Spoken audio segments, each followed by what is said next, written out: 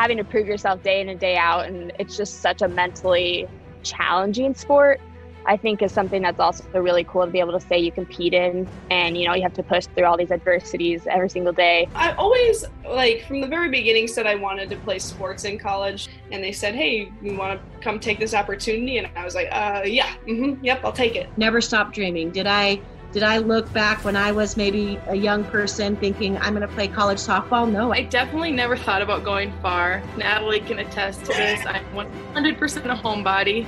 For me, even 3 hours away, I was kind of like, I don't know, it's kind of a drive. Just being able to have that kind of chip on your shoulder, like the blue collar, gritty team, that's what I wanted to be a part of. And that's easily what sold me to come.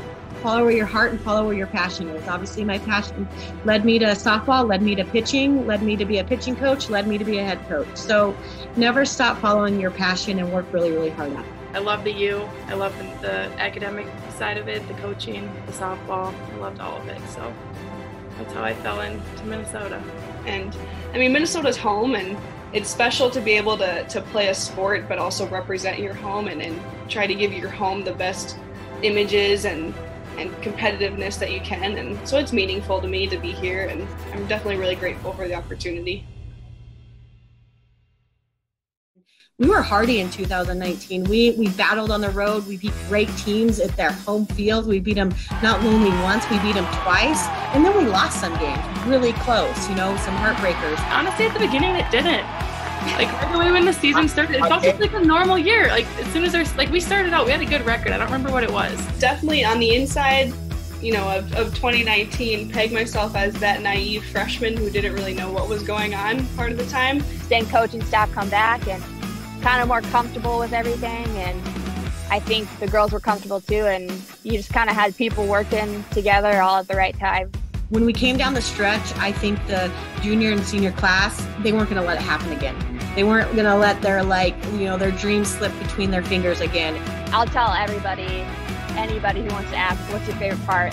When we won Super Regionals and we got to celebrate on our field, the best experience I've ever, I got goosebumps right now. It's amazing. Growing up, I've always wanted to play and be a Gopher. And so to be able to wear that jersey and be on the biggest stage of softball. And I had watched the World Series probably every year the last decade. Charter into OKC and you're like, oh man, we're going to OKC. I've been waiting for this my whole life. You're so excited. You go to the banquet with all these other big time teams and you're like we're here, we're the newbies, but we're here. Hey, we earned it. It was awesome. Just the amount of support and, backing you felt. My phone was blowing up from coaches I had years ago and players that had now moved on and were doing smart things in school, and they were texting me and hey, remember me? We watched you on TV. That's awesome. And people always ask, does that add pressure? And it was just, no, it was just such support and such hey, the state was reaching out to our team and saying, hey, we're proud of you. And having that and knowing we could just go out and play and have fun and represent ourselves the way we had all season was just, it was really a really incredible feeling. And it built a community that has lasted years and hopefully will continue to last years. So it was really cool. 2019, a historic year for Gophers softball. First Super Regional win, which they hosted, along with the first College World Series appearance. So heading into 2020, things are looking up, and it was a great year. Natalie's batting above 400, Makenna's on pace to set more records, and Katie, while becoming a full-time nurse, is also still playing the best defense at third base in the Big Ten. But then COVID happens. While the team's in Hawaii, kind of put a damper on a really great trip, I'm not gonna lie. And so 2020 season disappears just like that. A shoulda, woulda, coulda year. But we hope there will be a 2020-2021 year. We got the super seniors coming back. Katie and Makenna, seniors last year, will return, and Natalie will now be coming back as a junior. So stay tuned for more Gopher softball, hopefully this year. But before we leave you, a message from some current players talking to the younger generation of girls softball players around not only the state of Minnesota, but the whole country, to what it takes to maybe get to their level someday. Well, I would say enjoy every single moment and know that the wins and losses will eventually fade, but the memories that you'll keep are the ones you make with your teammates and the ones you make with the people. And as far as, learning how to succeed, I would say first learn how to fail, because you're going to fail a lot, especially in softball and especially in life and in school. And when you want to be an athlete at a high level, you're going to deal with a lot of failure. And the quicker you can learn to just pick yourself up and put one foot in front of the other, the quicker you're going to succeed.